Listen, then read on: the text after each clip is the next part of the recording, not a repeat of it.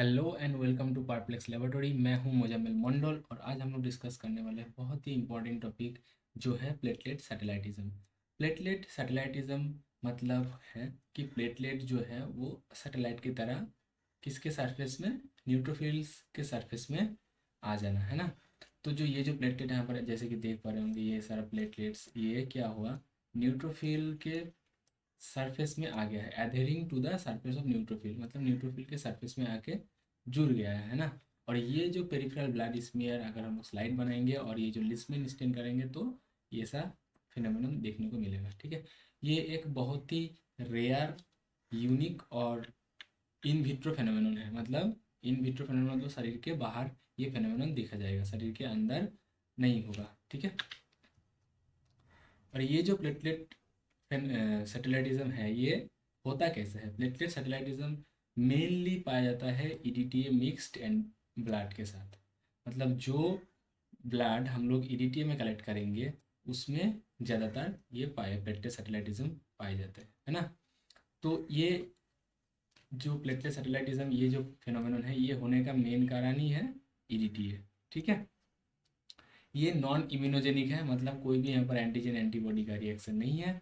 और ये जो है ये क्या है, बहुत ही रेयर केस में देखा जाता है। Vasculitis, lupus, mantle cell lymphoma या फिर marginal zone B cell lymphoma and बहुत ही रेयर क्रॉनिक लिवर डिसीज। ठीक है, मेनली ये सब जो फैक्टर्स है ये नेग्लेजेबल है, मेनली जो देखा जाता है। वैसे तो ये बहुत ही अनकॉमन और रेयर फेनोमेनन है, लेकिन वो जो दिखता है EDTA mixed EDTA mixed blood के साथ। ठीक है, एक केस स्टडी देखते हैं जो कि बहुत ही इंपॉर्टेंट है केस स्टडी, है ना। और ये केस स्टडी मैंने लिया है एक वेबसाइट जैसे कि NCBI के वेबसाइट से। मैं डिस्क्रिप्शन में लिंक दे दूंगा ताकि आप भी जाके देख सकते हो ये केस स्टडी क्या क्या है ना। तो केस स्टडी में क्या पाएगा, a 48 years old male advise to undergo complete CBC as a part of routine checkup. तो क्या हुआ, 48 ईयर्स ओल्ड एक मेल पेशेंट रूटीन चेकअप के लिए CBC टेस्ट किया। ठीक है, उसका रिपोर्ट यहाँ पर क्या क्या आया देखते हैं। Haemoglobin 13.9 gram per decilitre with normocytic normochromic RBC, total leukocyte count and differential leukocyte count within normal limits. मतलब TC टोटल WBC काउंट और टोटल डिफरेंशियल जो काउंट है न्यूट्रोफिल, लिम्फोसाइट, बेसोफिल, यूसिनोफिल, ये सब क्या है, विद इन नॉर्मल लिमिट्स में ही है। प्लेटलेट काउंट्स कितना आया, 1.9 लाख पर क्यूबिक मिलीमीटर। ठीक है, और उसके बाद पेरिफेरल ब्लड स्मेयर में क्या देखा गया, अगर लिस्मेन स्टेन किया, लिस्मेन स्टेन में देखा गया कि ऐसे प्लेटलेट सैटेलाइटिज्म फॉर्म हो गया है किसमें, पेरिफेरल ब्लड स्मेयर में। ठीक है, अब प्लेटलेट सैटेलाइटिज्म हो गया है तो इसका कारण क्या होगा, प्लेटलेट का जो काउंट है वो कम आ सकता है। ठीक है, तो नेक्स्ट क्या रेकमेंड किया गया, फिर से सेकेंड ब्लड कलेक्ट किया किसमें, try sodium citrate anticoagulant with 2 direct smear. तो इन्होंने क्या किया, फिर से एक ब्लड कलेक्ट किया ट्राइसोडियम सिट्रेट एंटीकोगुलेंट में, और 2 स्लाइड बनाया या फिर स्मीयर बनाया विदाउट एंटीकोगुलेंट, मतलब डायरेक्ट पेशेंट से ब्लड लेके ये 2 स्मीयर बनाया।